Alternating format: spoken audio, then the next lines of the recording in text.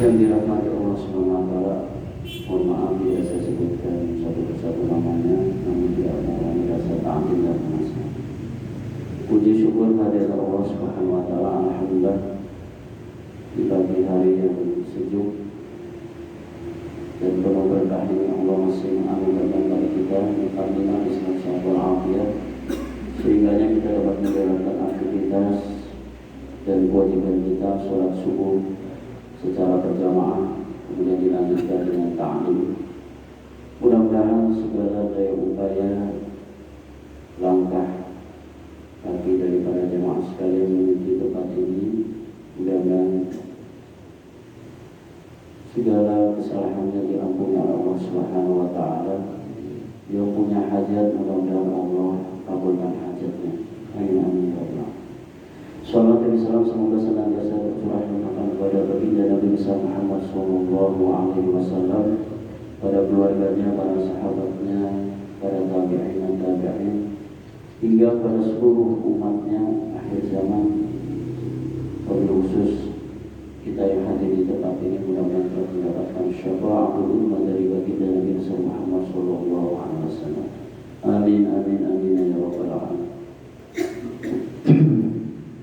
Jemaah sekalian yang dirahmati Allah Subhanahu wa taala, dan lanjutkan tema maupun kajian kita. Bismillahirrahmanirrahim. Qala al-musannif rahimahullahu taala wa nafa'ana bihi wa bi'ulumihi wa bi'ulumikum wa bi'ulumi sayyidina ibadillahi sholihin ila anqal.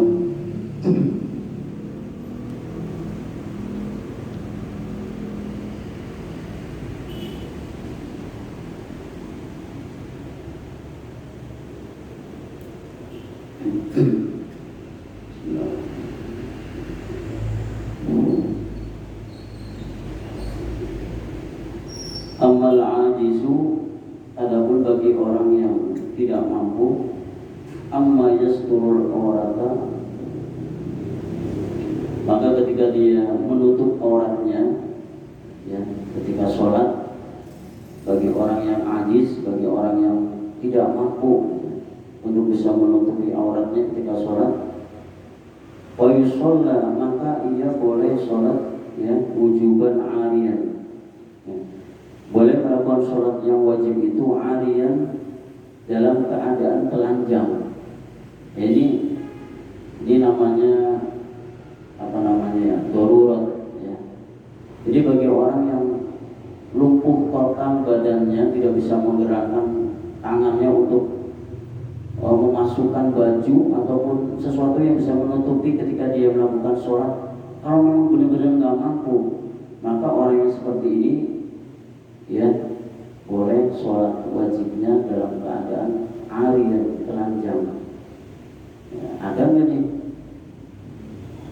orang yang lumpuh total gitu? Ya, ada pasti yang stroke total, tapi ya biasanya mungkin dibantu oleh anaknya.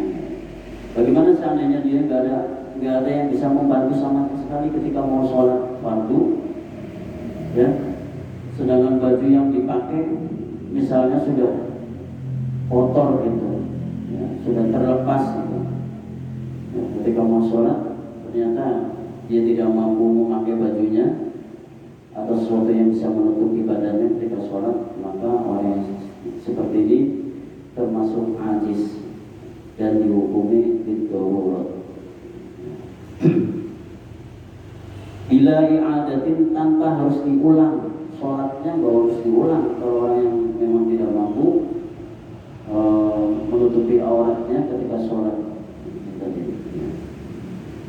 Walau ma'a wujudi satiri mutanajisin, meskipun sebenarnya ada juga, ya, sesuatu kain, ya, yang bisa menutupi untuk badannya, ya. Meskipun mungkin dari kain itu ada yang terkena najis, ya, ada bagian mana yang terkena najis dari kain tersebut, tetapi taat dulu bosluhu, tapi dia merasa sulit untuk membersihkan kain sarung misalnya yang terkena najis sedikit misalnya, harusnya kan dicuci dulu atau dibersihkan dulu, ya.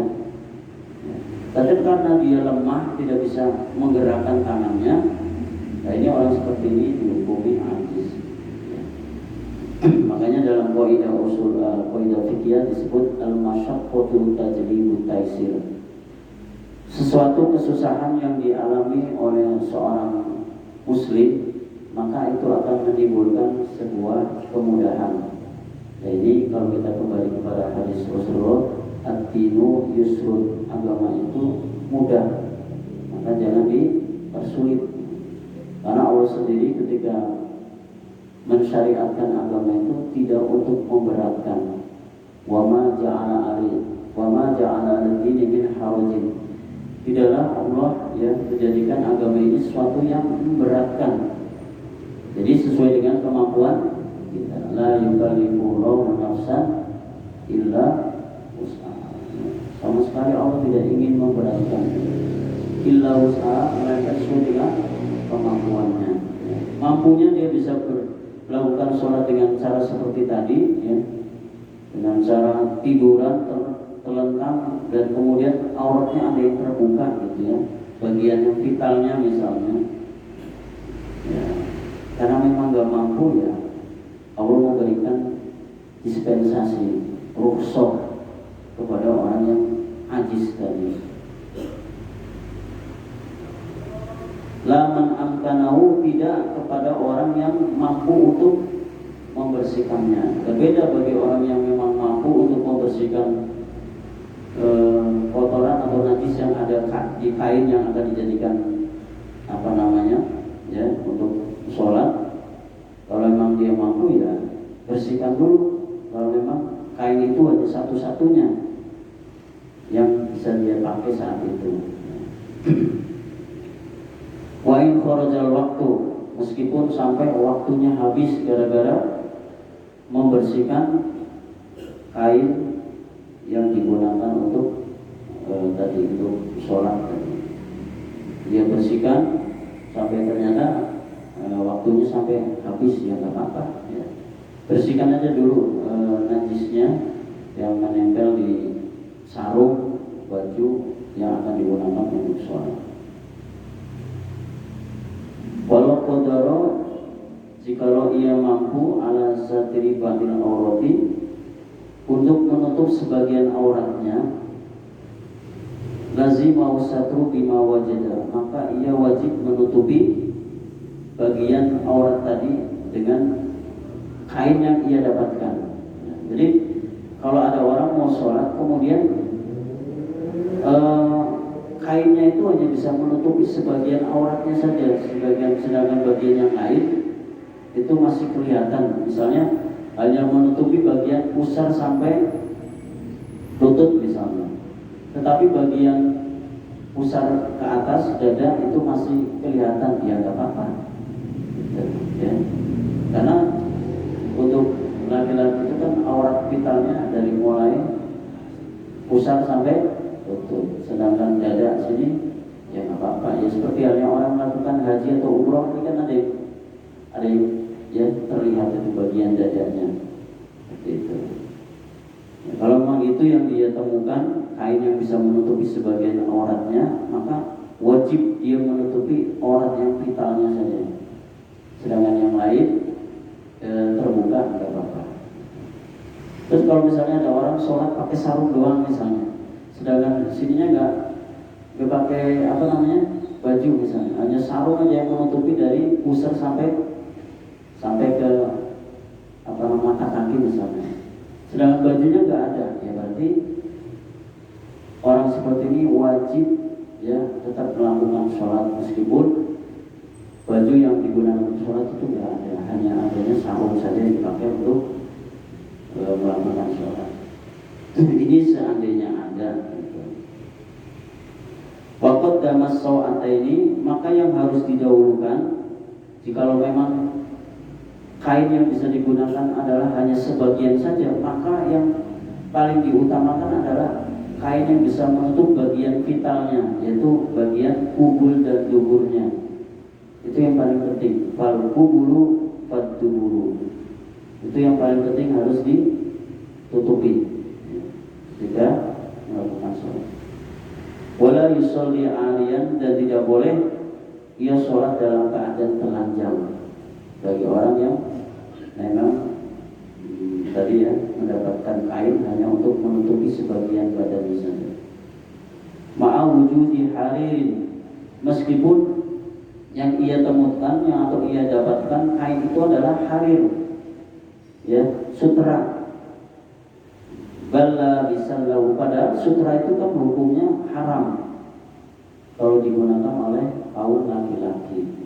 Tapi karena nggak ada lagi kain yang ia pakai ketika untuk melakukan sholat dan hanya menemukannya adalah kain sutra, maka hukumnya menjadi boleh. Li'annahu yubahu lil hajati, karena ini hukumnya mubah atau boleh karena lil hajat, karena adanya urgensi, yaitu untuk melakukan ibadah wajib.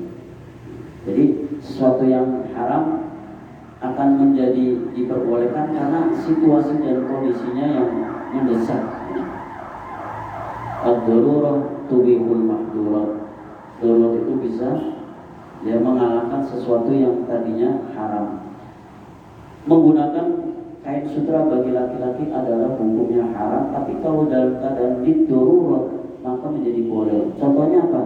Contohnya seperti orang yang punya penyakit gatal-gatal seluruh badannya.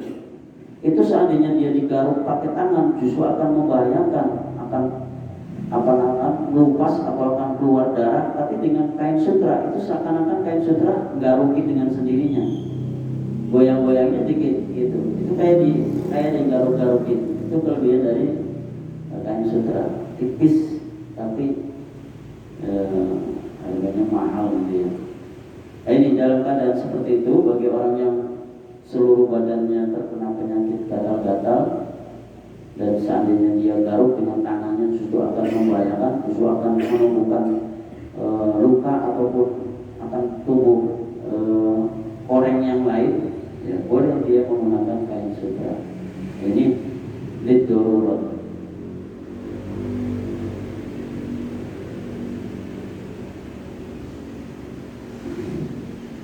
Wa yalzamu, dan diwajibkan at-tadjibu, melumuri tubuh dengan lumpur. Lau adimas sauba, jikalau ia tidak mendapati atau tidak menemukan baju awnahu atau semisalnya. Ini ada permasalahan lagi.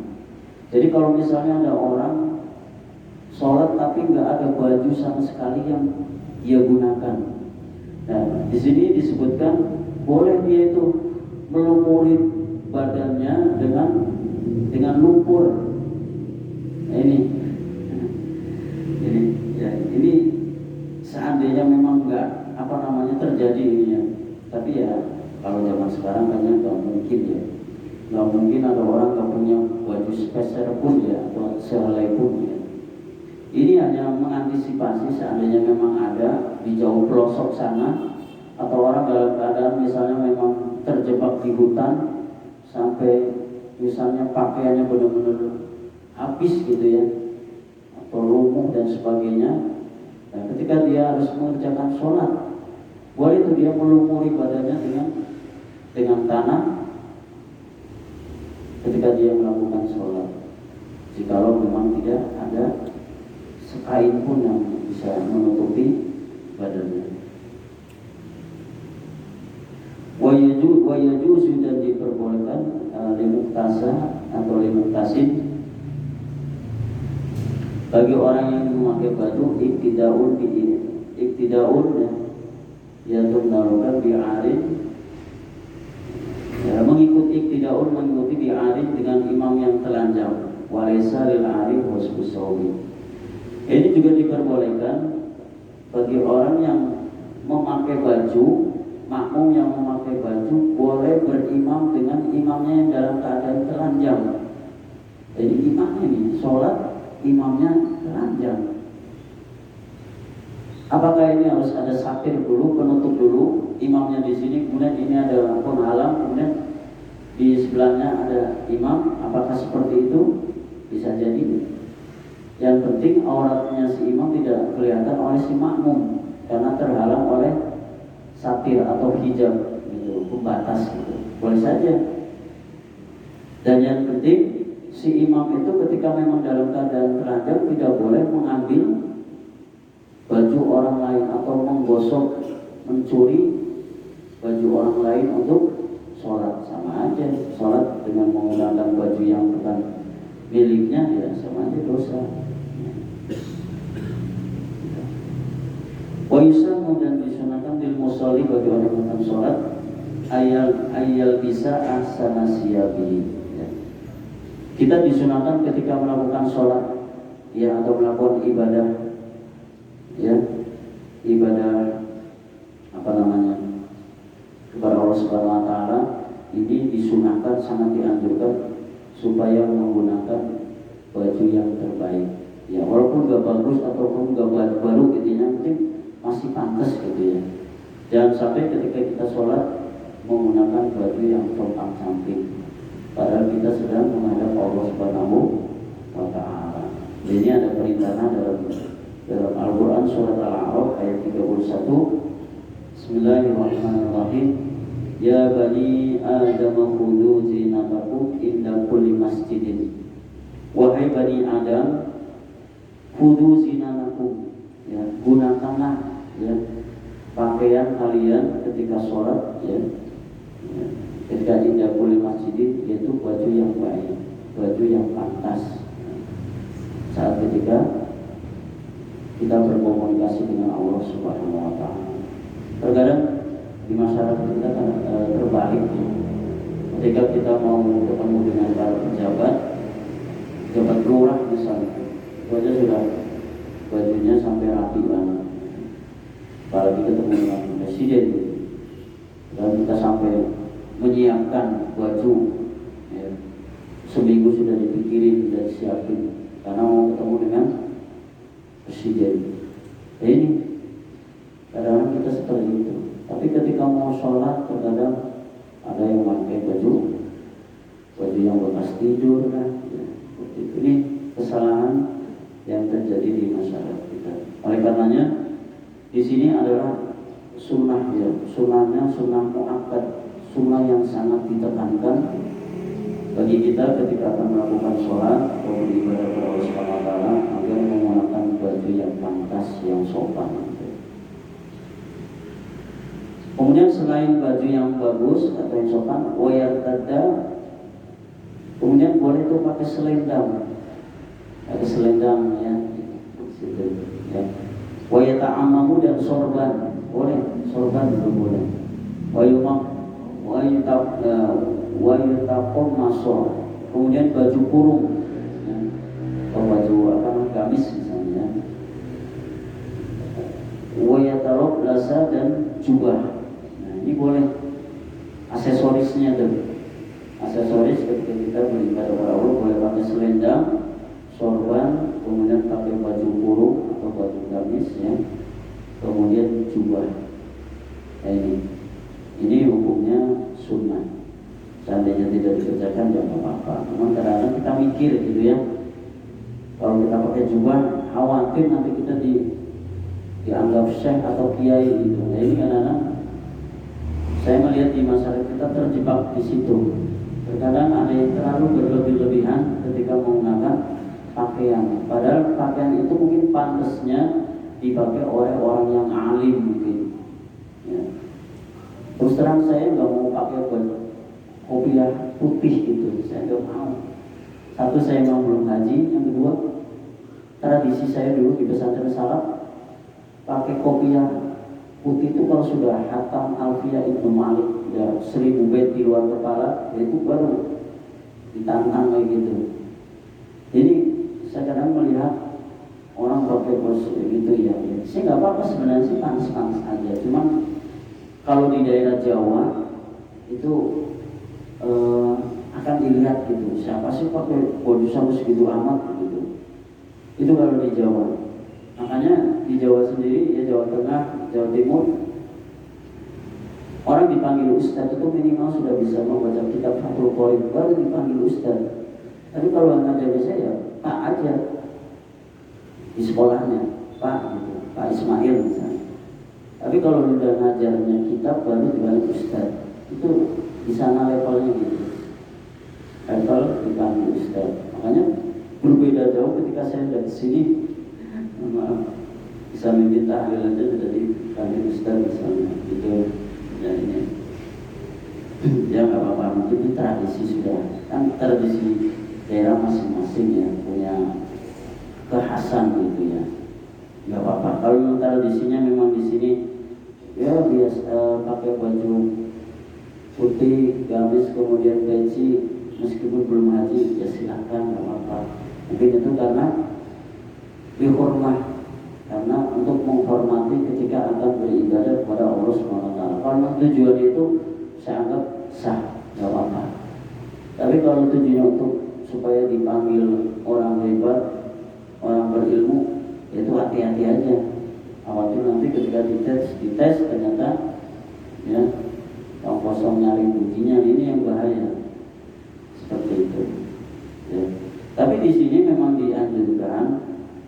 Jadi gak salah di sini di kitab I'anatul Thalibin sendiri syarat dari Fathul Mu'in menyatakan sunnah kok hukumnya bagi orang yang ketika sholat menggunakan tadi baju yang putih, kemudian pakai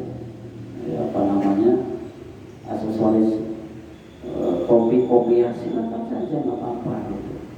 Apalagi memang di sini hal yang lumrah, dianggapnya memang hal yang lumrah dan wajar, silakan. Tapi kalau di daerah yang tadi saya sebutkan itu nggak wajar, silakan para jamaah cek aja di daerah saya misalnya Brebes, Bumiayu, ya, kampung pesantren, nggak ada. Selevel ustadz pun sudah haji nggak mau pakai kopiah di sana, nggak pakai tuh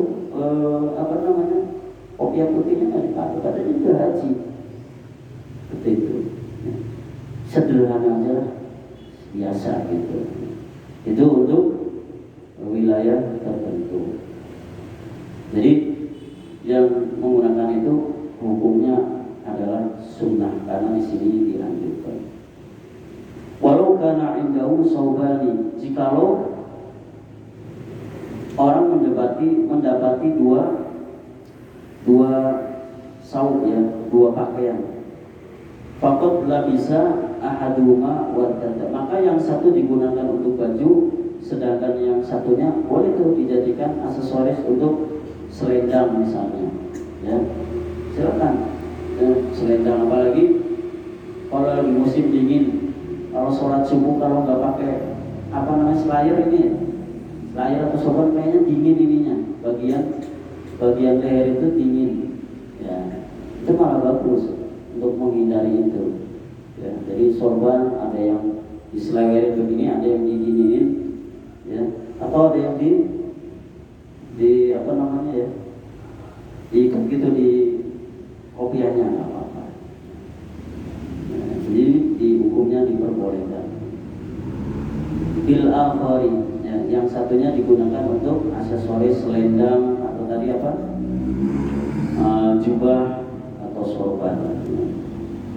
Ingkana kama sutroh, bila di tempat itu ya ada batas sholat, atau di tempat sholat itu ada batas sholat. Kalau memang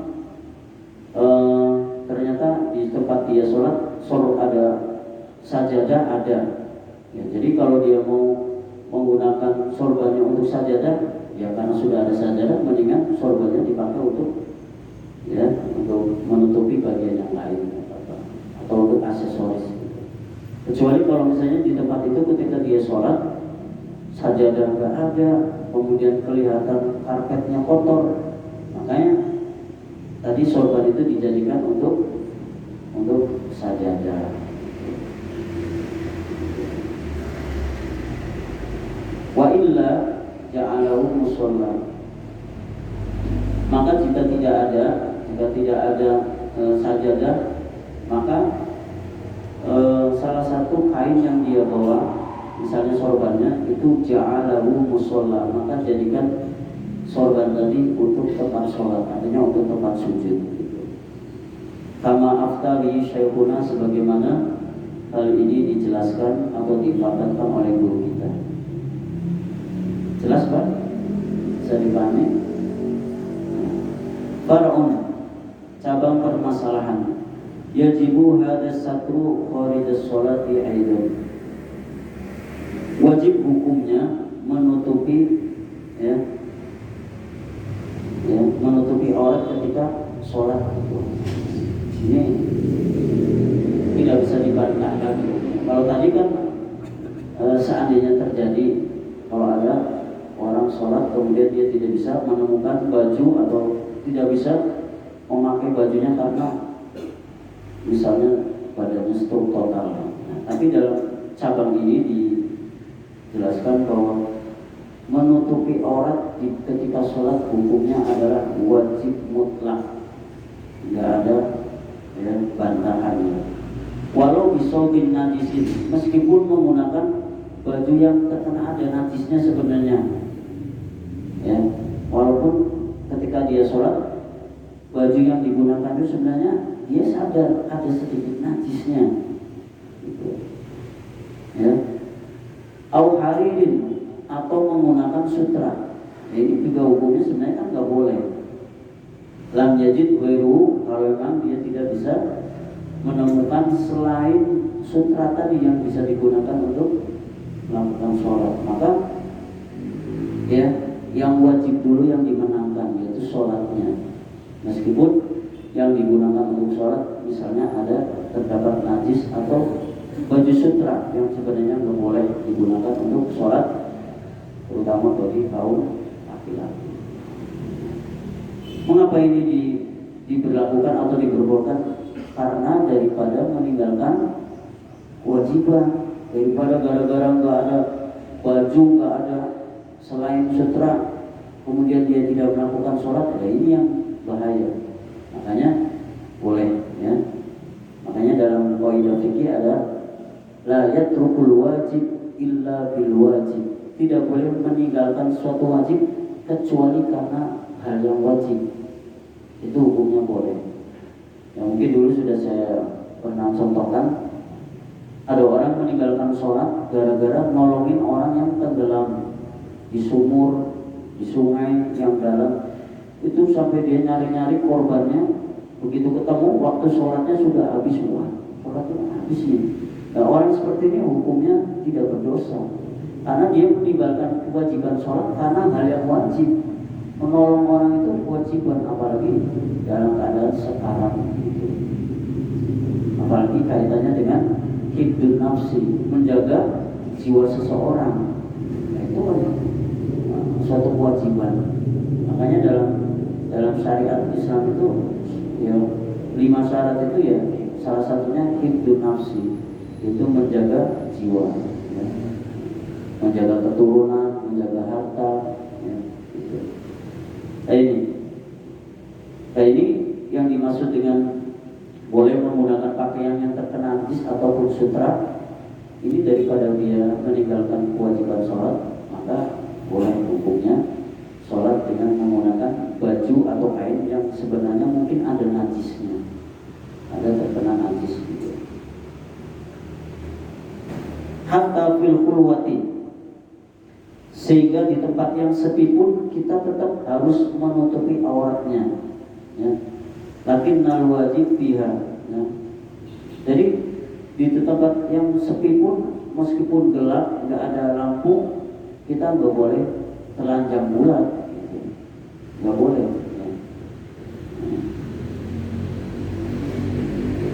Apalagi kaitannya dengan menutupi satu so'atain rojuli, yaitu menutupi hal yang vital, yaitu kemaluannya. Jadi ketika dalam keadaan gelap gulita, nggak ada alasan nunggu gelap ini saya nggak pakai pakaian, saya nggak pakai baju gitu misalnya, tetap nggak boleh, dan itu penting, tetap harus dipakai pakaiannya, terutama bagian kelamin, bagian yang vital itu jangan sampai ketahuan oleh orang lain. Wama baina surati wa rubatil bari, sampai dengan bagian pusar sampai dengan lutut, itu harus tertutup. Kadang-kadang kan kita lihat orang kalau lagi di rumah mungkin karena gerah gitu kipas-kipas gitu. Itu kadang pakai sarung, nggak pakai baju, atau mungkin pakainya hanya kaos blong atau kaos apa namanya ya, kaos kutang gitu ya. Tadinya nggak pakai kaos kutang, yang paling nggak booster sampai ini tertutup, yang ke atasnya kelihatan nggak apa-apa. Ini batasannya kan besar sampai lutut gitu. Wayajuzu dan diperbolehkan kasbuha, ya, membuka aurat fil khulwati, di tempat yang sepi. Boleh juga sih, tapi misalnya tempat yang sepinya tempat yang tertutup, ya, misalnya seperti di kampus ya, pokoknya tempat yang tertutup yang tidak bisa kelihatan orang lain. Boleh itu telanjang bulat di situ, seperti kita lagi mandi gitu kan. Walau minal masjid, bahkan di sini meskipun di dalam masjid yang sepi gitu. Ada yang mengatakan boleh ya, kalau memang liatna arodo ya katuridin, di sini disebut karena sebab tujuan seperti mendinginkan baju ya. Misalnya bajunya basah kuyup, misalnya habis kehujanan saat mau ke masjid. Nah, pas dia datang ke masjid dalam keadaan masjidnya masih sepi, sholat subuhnya memang belum dimulai. Tadi kan subuh jam 4.17 ya. Nah, dia datang setengah 4, belum ada orang sama sekali. Maka boleh tuh dia telanjang bulat di masjid, lampu dimatiin, kemudian baju yang basah tadi dikeringin gitu, supaya tidak menimbulkan penyakit misalnya, jadi masuk angin. Itu boleh. Karena tujuannya untuk mengeringkan baju yang basah. Jadi namanya fikih ini pro kontra terus ya. Ada yang ngomong nggak boleh, ada yang ngomong boleh. Jadi boleh dan tidak bolehnya itu karena situasi dan kondisinya. Makanya dalam kaidah ushul fikih, al-hukmu yaduru ma'a illatin mawjudan wa adil. Hukum itu akan ditetapkan jadi wajib, haram, mubah, halal, kemudian sunnah atau subhat dan sebagainya karena situasi kondisinya memungkinkan nggak ini dijadikan mubah jadi boleh, ini jadiin haram, jadiin halal dan sebagainya. Jadi konteksnya, situasinya itu yang jadi masalah. Kalau memang dia telanjang bulat di masjid dan tidak ada orang sama sekali dan tujuannya adalah untuk mengeringkan baju, ya saya kira sah-sah aja, boleh. Daripada dia sholat dalam keadaan pakai baju yang basah, ini membahayakan diri sendiri, ya. Ini kan juga boleh, nggak boleh membahayakan la dororo wala diroro. Jangan kamu membahayakan orang lain dan juga membahayakan dirimu sendiri. Ya. Sholat dalam keadaan baju basah ini bahaya, bisa jadi masuk angin. Itu menimbulkan masuk angin, apalagi orang yang sudah berumur gitu ya, 50 tahun ke atas, sudah sedikit kena angin aja batuk-batuk dan sebagainya. Jadi boleh telanjang bulat di masjid kalau memang keadaannya sepi dan tujuannya jelas, yaitu untuk mengeringkan baju yang basah, maka ini termasuk mubah, boleh. Wasiyah nanti saubin, atau menjaga baju minat danasi, dari kotoran misalnya, ya. Atau melapaskan baju karena tujuannya untuk menghindari daripada nanti kena kotoran gitu. Misalnya di area musolanya kurang terawat, misalnya kurang terawat dari segi kebersihannya, atapnya dan sebagainya, banyak binatang-binatang yang kelelawar atau binatang yang lain, sehingga mengkhawatirkan kalau misalnya dia bajunya dipakai di tempat itu terlalu lama akan kejatuhan kotoran misalnya. Itu boleh. Misalnya hanya dilepaskan bajunya saja, sarungnya enggak gitu, untuk menghindari kemungkinan adanya jatuhnya najis. Wal ghubari, dan debu. Masih. Baik.